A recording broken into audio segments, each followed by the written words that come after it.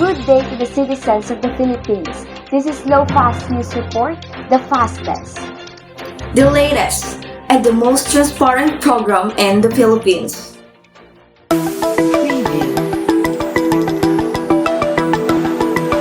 Preview.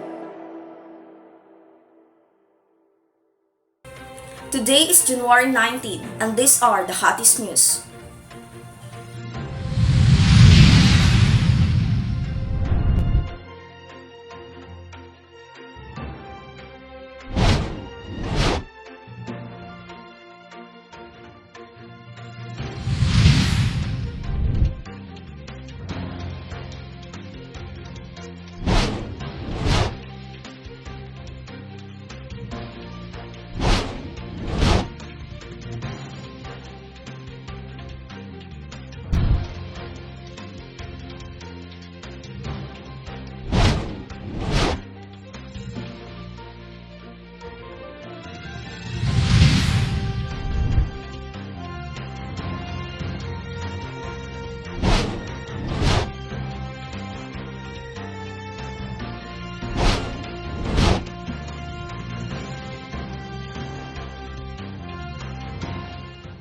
Bring the first reporter, balance of payment in global transaction. Import and export of goods, services, and income are a huge factor in one's country's economic growth. Can a country be a deficit or a surplus in terms of economic transactions that residents engage? How international money flows? We will further examine the importance of balanced payment in global transactions and why does it matter. When countries trade, financial transactions among businesses of different nations occur. Products and services are exported and imported, monetary gifts are exchanged, investments are made, cash payments are made, and cash receipts received, and vacation of foreign travel occurs. In short, over a period of time, there is a constant flow of money into and out of a country. The system of accounts that records a nation's international financial transactions is called its balance of payments. Each year, countries purchase trillions of dollars, goods, services, and assets from each other. It helps policymakers understand the performance of each country's economy in international markets. It also signals fundamental changes in the competitiveness of countries and assists policymakers in designing appropriate public policies to respond to these changes. The types of economic transactions that residents engage in can be classified into current account, capital account, and official reserves account. The current account is important because it includes all international trade and service accounts. Accounts for the value of all merchandise and services imported and exported, and all receipts and payment from investments. Current account transactions cover those transactions involving goods, services, and income. Goods includes fresh and manufactured goods and raw materials. Services includes transport, travel, financial, and telecommunications. Such flows are recorded as exports or imports of goods and receipts or payment of services. The current account may be positive, a surplus, or negative, a deficit. Positive means the country is a net exporter, and negative means it is a net importer of goods and services. Then we have the transactions under the capital account. This account tracks the flows or transactions of capital such as grants and donations for investment purposes. Capital account also includes the purchase or disposal of non-produced and non-financial assets such as copyrights and trademarks between residents and non-residents. The capital account is one part of the country's balance of payments and provides a summary of the capital expenditure and income for a country. Then we have the transactions under the capital account. This account tracks the flows or transactions of capital such as grants and donations for investment purposes. Capital account also includes the purchase or disposal of non-produced and non-financial assets such as copyrights and trademarks between residents and non-residents. The capital account is one part of the country's balance of payments and provides a summary of the capital expenditure and income for a country. Again, I'm Kimberly Harabejo reporting. Bringing the next reporter, Let's call on Justin for his report. Good day. Karen Davila interviews Pernia whether he favors or not to the tariff over the extension of price import quota. Protectionism refers to government policies that restrict international trade to help domestic industries. Protectionist policies are usually implemented with a goal to improve economic activity within a domestic economy, but can also be implemented for safety or quality concerns. Tariffs, import quotas, product standards, and subsidies are some of the primary policy tools a government can use in enacting protectionist policies. There are different types of protectionist tools. The first one is tariffs. Import tariffs are one of the top tools a government uses when seeking to enact protectionist policies. In general, all forms of import tariffs are charged to the importing country and documented at government customs. Import tariffs raise the price of imports for a country. Next will be the import quotas. These are non-tariff barriers that are put in place to limit the number of products that can be imported over a set period of time. The purpose of quotas is to limit the supply of specified products provided by an exporter to an importer. This is typically a less drastic action that has a marginal effect on prices and leads to higher demand for domestic businesses to cover the Actually, shortfall. tariffs are better than QRs or quantitative restrictions. Okay. And that's because it's more liberal in terms of exports and imports. The liberalization using tariffs that will improve the performance of our rice sector. Next tools will be the product standards. Product safety and low-quality products or materials are typically top concerns when enacting product standards. Product standard protectionism can lead a barrier that limits imports based on a country's internal controls. Some countries may have lower regulatory standards in the areas of food preparation, intellectual property enforcement, or materials production. This can lead to a product standard requirement or a blockage of certain imports due to regulatory enforcement. Overall, restricting imports through the implementation of product standards can often lead to a higher volume of production domestically. Lastly, the government subsidies. Government subsidies can come in various forms. Generally, they may be direct or indirect. Direct subsidies provide businesses with cash payments.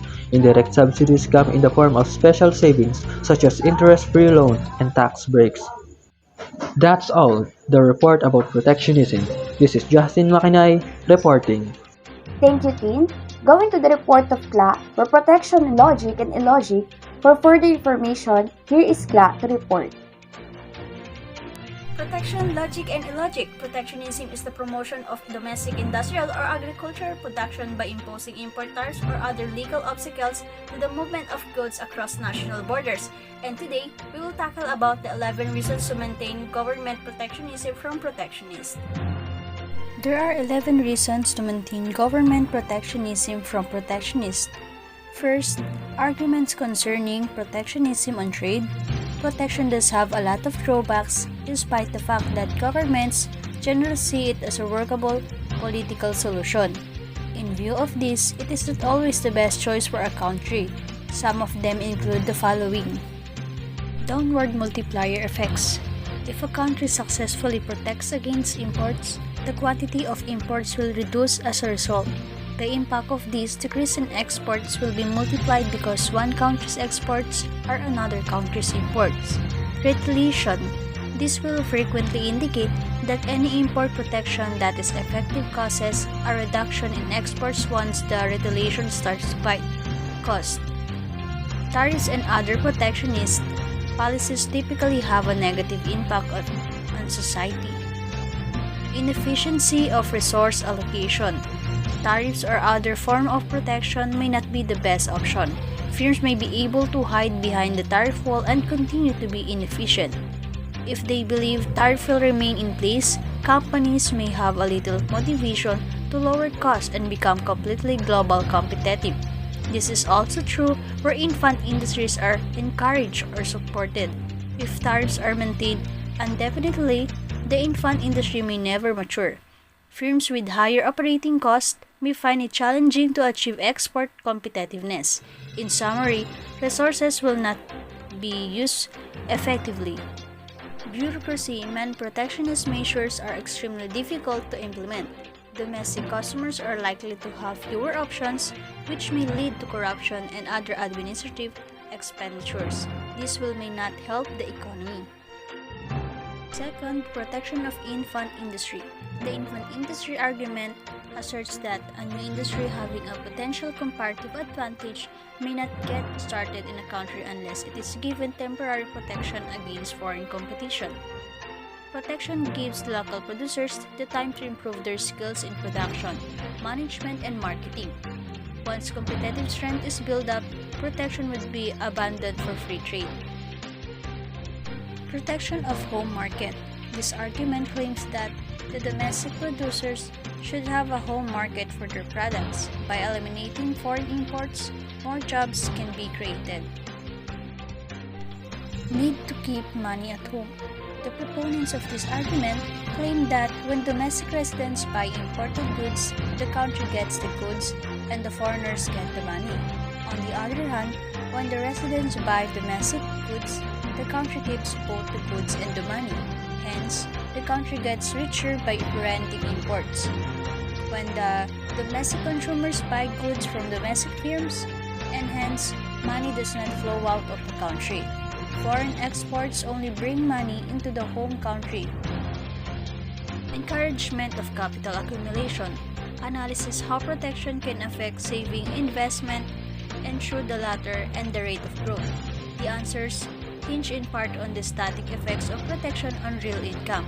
Protection can also affect savings and investment through its effects on income distribution and on the relative price of capital goods.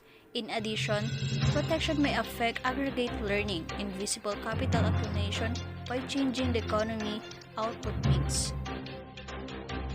Maintenance of the standard of living and real wages. The regular adjustments of wages in consultation with the social partners is identified in the PAC as one of the means of reducing inequality, increasing demand, and contributing to economic stability. ILO standards on wages address all of these issues. They provide for the regular payment of wages, the protection of wages in the event of the insolvency of the employer, and the fixing of minimum wage levels. Conservation of natural resources argument. This section looks at the ways government policy responds to the unique features of natural resources. It examines how the unequal distribution of natural resources give importing and exporting countries incentives to use restrictive trade and domestic measures to capture monopoly rents. It analyzes how governments can use trade restrictions and domestic measures to strengthen property rights or reduce the exploitation of the natural resource. Industrialization of a low-wage nation. Industrialization refers to the process of transformation from an agrarian to an industrial society, when an economy switches from a period of stable or little growth to one of accelerated growth, while wages did eventually grow as a result of industrialization. There are many ways to measure the standard of living, and it can't simply be assumed that living standards rose immediately or across the board as a result of wage increases. Maintenance of employment and reduction of unemployment. Protectionism, which proposes to use the authority of government and its instruments of coercion to restrict trade with foreigners, builds on this ecological foundation. The protection of tariffs, quotas, or subsidies allows domestic companies to hire locally. This benefit ends once other countries retaliate by erecting protectionist policies of their own. Tariffs or quotas are also sometimes proposed as a way to maintain domestic employment, particularly in times of recession. National defense argument. A common appeal made by an industry seeking tariff or quota protection is that its survival is essential for the national interest. Its product would be needed in wartime, when the supply of imports might well be cut off. The verdict of economists on this argument is fairly clear. The national defense argument is frequently a red herring, an attempt to wrap oneself in the flag, and insofar as an industry is essential, the tariff is a dubious means of ensuring its survival. Economists say instead that essential industries ought to be given a direct subsidy to enable them to meet the foreign competition, with explicit recognition of the fact that the subsidy is a price paid by the nation in order to maintain the industry for defense purposes. Increase of business size. Domestically, protectionist measures restricting imports could actively drive trade success and production for businesses accessing a less competitive market, which may seek to strengthen national economic flow. Similarly, the cost to international investors in exported goods, services, or technologies are driven up in the wake of trade barriers. For growing businesses and upcoming market entrants, protectionism may also stimulate domestic growth in industry dominated by international powerhouses. Retaliation and bargaining. If anything is surprising, it is the fact that the United States has taken so long to use legislative means to systematically retaliate against lopsided protectionism in the other developed countries. The reason, in large part, is because the United States enjoyed undisturbed growth and prosperity from World War II until the 1970s. However, trade laws enacted since 1974 and the amendments to them have been increasingly activist, allowing more room for retaliation.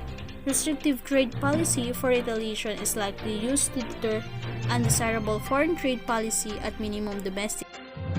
Thank you, Cla, for that report. Bringing the next reporter.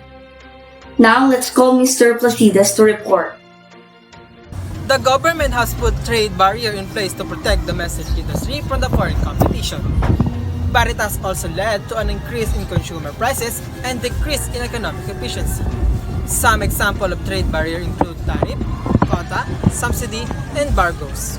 Trade barriers are government-imposed restriction on international trade that has been used throughout history to protect domestic industries and jobs, ensure national security, achieve political objectives, and balance trade. But what exactly are the trade barriers and how do they work? Trade barriers can take many forms, such as tariffs, quotas, embargoes, and subsidies. Tariffs are taxes imposed on imported goods which increase their price and make them less competitive with domestic goods. Quotas limit the quantity of a certain goods that can be imported. Embargoes prohibit the import or export of certain goods or with certain countries altogether. Subsidies are financial assistance provided by the government to domestic industries, making them more competitive with foreign industry. The primary purpose of trade barrier is to protect domestic industry and jobs by making imported goods less competitive. Governments may implement trade barriers to shield domestic industries, ensure national security, achieve political objectives, and balance trade. For example, if a government imposes a tariff on imported cars, the price of imported cars will increase, making them less competitive with domestic cars. This can help the domestic cars industry to grow and create jobs. However, trade barriers can also have negative effects on the economy. They can lead to higher prices for consumers, decrease economic efficiency, and decrease global economic growth. For example, if a government imposes a tariff on imported cars, the price of cars will increase for consumers, making it more difficult for them to afford a car. Additionally, the higher price of imported cars can lead to decreased economic efficiency as it can make it more expensive for businesses to import the goods they need to produce their own products. In conclusion, trade barriers can be a double-edged sword. They can be used to protect domestic industries and jobs, ensure national security, achieve political objectives, and balance trade. But at the same time, they can also have negative effects on the economy. Therefore, it is important to consider the potential benefits and drawbacks of trade barriers before implementing them. And has been our special report on trade barriers. We hope you found it informative. Thank you for watching and join us again for another next reporter. Again, Alejandro reporting. Thank you, Ali, for that report. The four ongoing activity to support the growth of international trade. Here is Darcy to report. The importance of international trade cannot be overstated. As such, several measures have been implemented to aid its expansion. 4 active programs have been made to support the growth of international trade. The WTO, IMF, and World Bank Group are working together to promote international trade, economic growth, and Prosperity. The General Agreement on Tariffs and Trade, or GATT, was created in 1947 with the goal of reducing tariffs and other barriers to trade. These organizations was succeeded by the World Trade Organization, or WTO, in 1995, which is an intergovernmental organization that regulates and facilitates international trade between nations. The main purpose of the WTO is to ensure that trade flows smoothly, predictably, and freely. International Monetary Fund, or IMF, was founded in 1944 with the main purpose of ensuring stability of the international monetary system and promoting international trade. It provides loans and policy advice to member countries experiencing economic difficulties and also plays a crucial role in promoting global economic stability and cooperation by monitoring the global economy and providing early warning of potential crises. The World Bank Group, a collection of 5 international organizations, works together to combat poverty and support economic development by providing loans and financial assistance to developing countries, promoting foreign investments, and resolving disputes between foreign investors and host countries. The main purpose of the World Bank Group is to reduce poverty and promote sustainable economic development. It helps support economic growth and improve the lives of people in developing countries through financial assistance and advice policy. And this is for my report. This is Darcy reporting. Thank you, Ale. Following that report, the General Agreement on Tariffs and Trade, this will be reported by Patty. Have you ever thought how the world handled trade's dispute? Stay tuned because we will look back in 1940s and discuss about the international consensus called the General Agreement on Tariffs and Trades. In the 1940s, an international consensus called the General Agreement on Tariffs and Trade was formed to reduce harmful trade barriers that arose during the Great Depression that were the major cause of World War II. The General Agreement on Tariffs and Trade is a legal agreement between many countries whose overall purpose was to promote international trade by reducing or eliminating trade barriers such as tariffs or quotas. General Agreement on Tariffs and Trade is the paved way for first effective worldwide tariff agreement. Its basic element are: trade shall be conducted on non-discriminatory basis. Protection shall be afforded domestic industries through custom tariffs, not through such commercial measure as important quotas. Lastly, consultation shall be the primary method used to solve global trade problems. GATT eliminate international trade barriers, and from Uruguay ground, which includes the General Agreement on Trade and Services, which is GATT's, Trade-Related Investment Measure, or TRIMS, and Trade-Related Aspect of Intellectual Property Rights, or TRIPS. The Uruguay round was the 8th round of multilateral trade negotiation conducted within the framework of the General Agreement on Tariffs and Trade, spanning from 1986 to 1993 and embracing 123 countries as the contracting parties.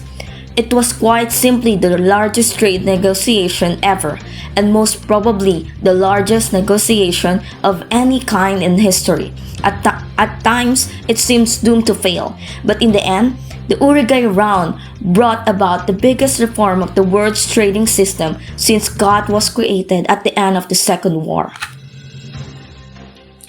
That is my report. This is Patricia Amaranto reporting. Thank you, Patty. Let's move on to the report of JC about World Trade Organization. Let's hear JC for this report. Good morning. This is JC Gayagoy reporting about the advantages and disadvantages of the World Trade Organization.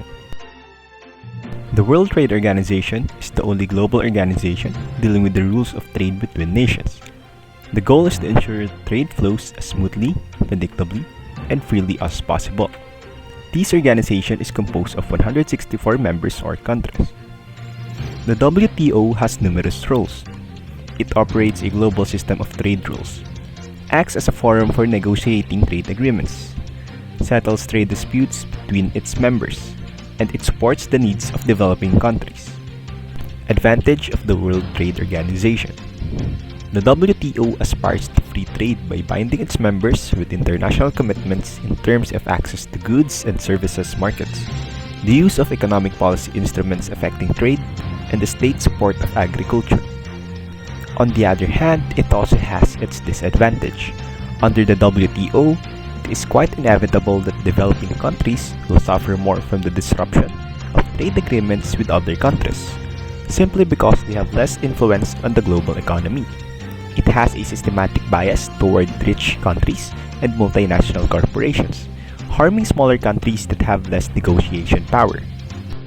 In conclusion, the World Trade Organization governs trade between several countries and sets rules and limitations on how trade should be conducted. It helps to limit disputes and equalizes progress between nations, which ultimately increases per capita income and maintains harmony and peace. Trade is the primary concern of the organization.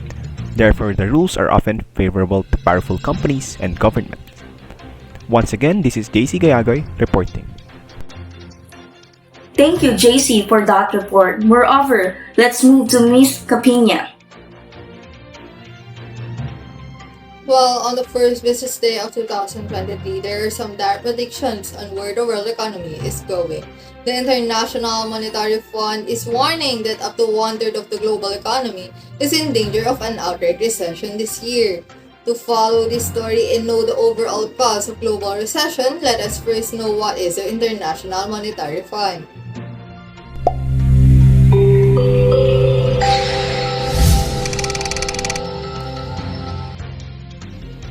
The International Monetary Fund, or the IMF, is a cooperative monetary organization. It was established with the World Bank in 1945 as a part of Bretton Woods Conference, convened in the aftermath of the World War II, whose members are currently 190 countries in the world.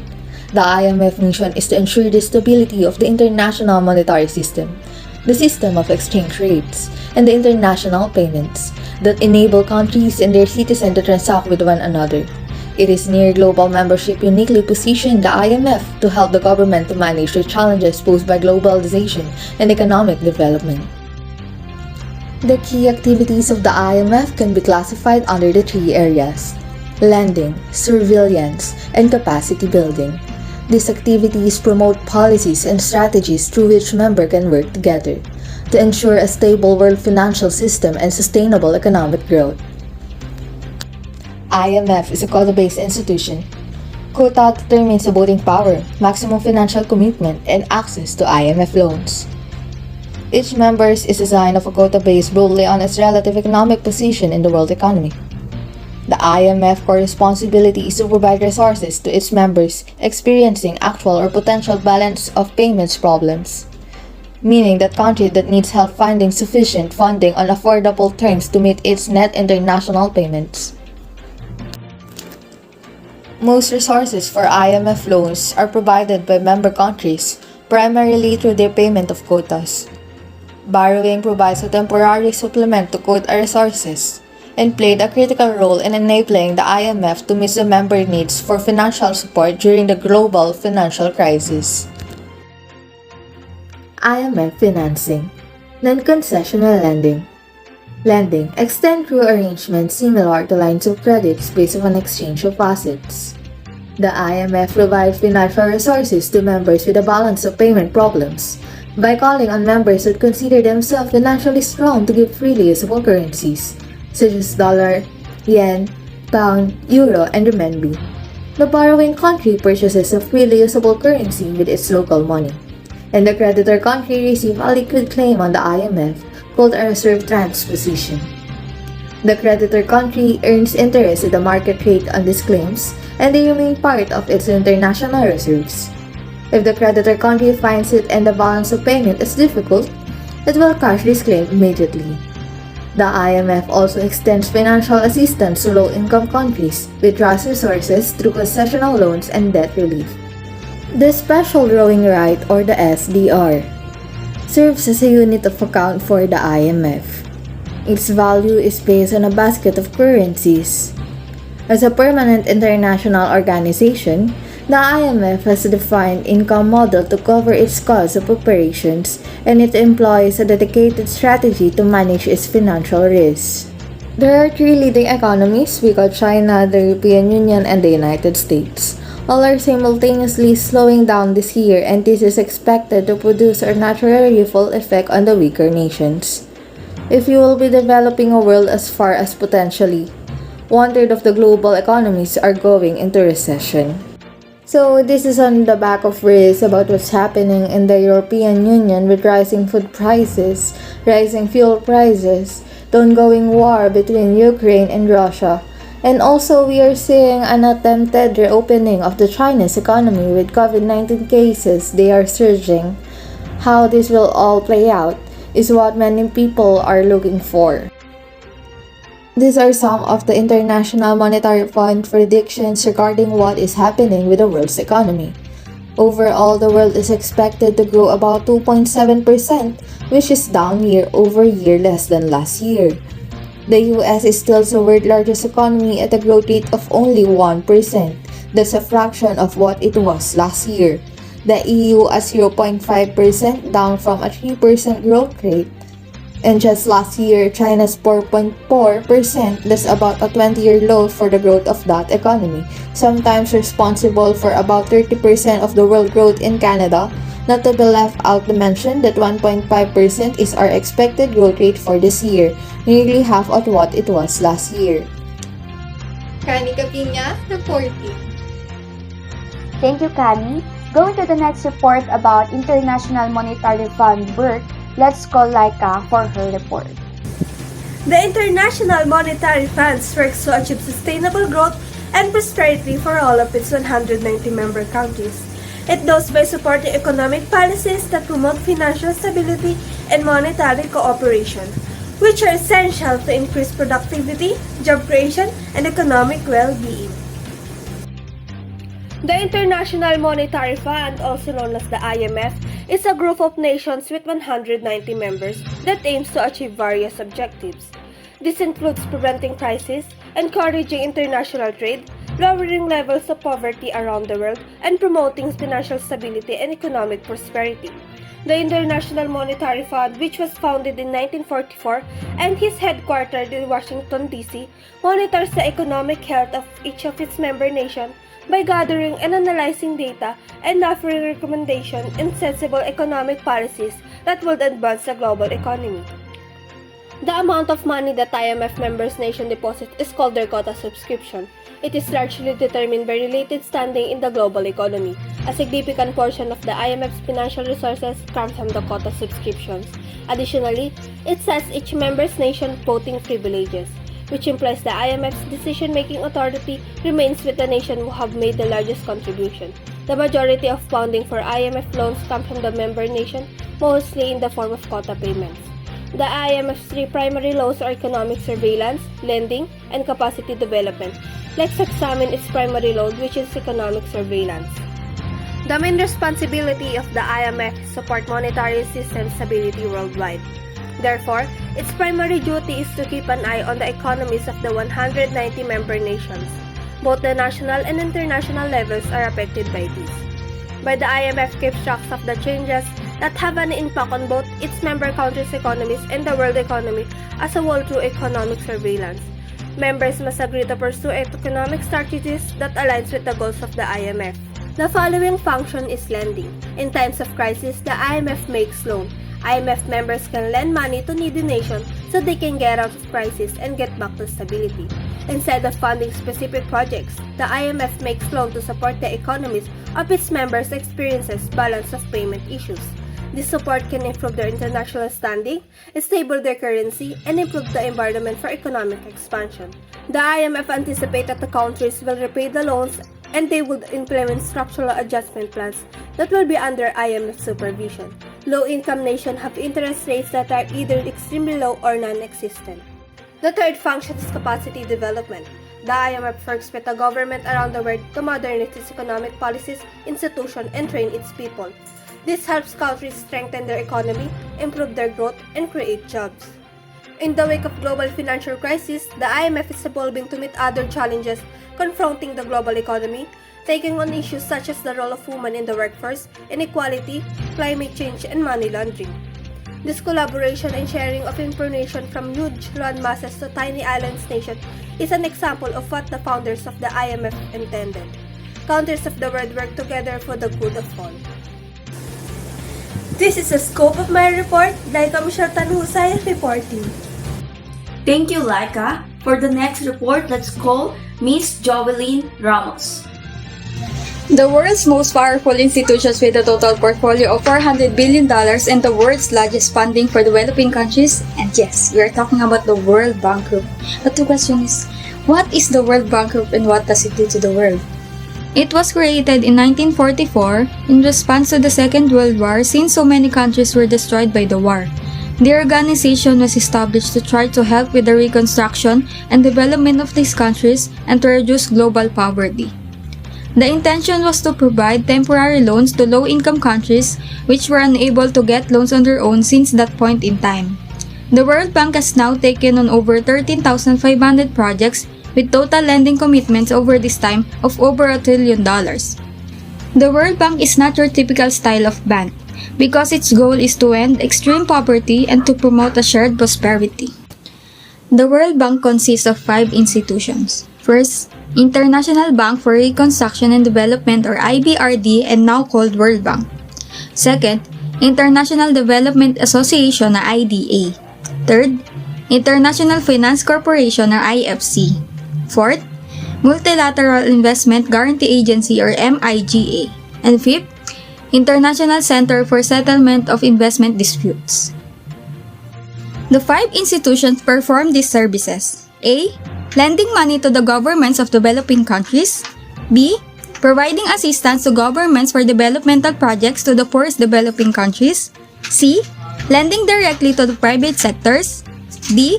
Providing investors with guarantees against non-commercial risks. E. Promoting increased flows of international investment. In the early 1970s, as post-war reconstruction was winding down, the World Bank shifted its focus to reducing global poverty. Instead of funding only reconstruction projects, like building dams and generating electricity, the bank oversaw projects related to food production, health, nutrition, and development, all addressing poor communities.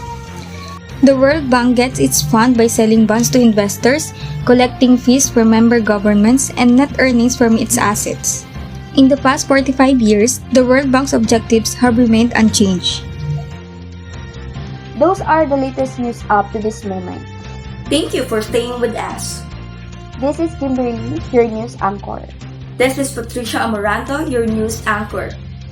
Bringing you the latest, the fastest, and the most transparent program in the Philippines.